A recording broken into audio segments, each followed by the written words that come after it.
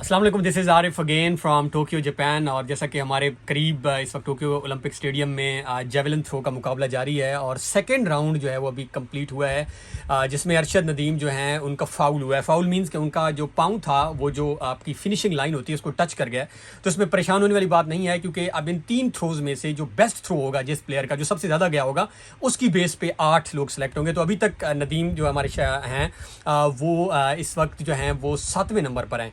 तो इंशाल्लाह हम उम्मीद कर रहे हैं कि जो अगला होगा तो अरशद भाई जो है वो इंशाल्लाह 82 से भी आगे जाएंगे और मेरे ख्याल में वो टॉप 8 में इंशाल्लाह आ जाएंगे। तो टॉप 8 में जब आएंगे तो वो ऑटोमेटिकली जो है वो नेक्स्ट राउंड के लिए क्वालिफाई करेंगे। नेक्स्ट राउंड में फिर 3 होंगे, उन 3 में से जो बेस्ट होगा, ये हमारे सामने जो है स्क्रीन पे देखें चला हुआ है।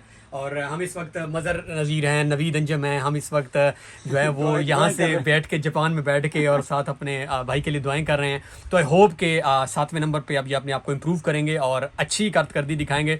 But still again, in case अगर वो नहीं भी आगे क्वालिफाई कर पाते तो जिस लेवल पे वो पहुंच चुके हैं with limited facilities, I think जिस तरह मैंने पहले वीडियोज़ में कहा, he is already a champion. So best of luck Arshad Nadeem, thank you so much.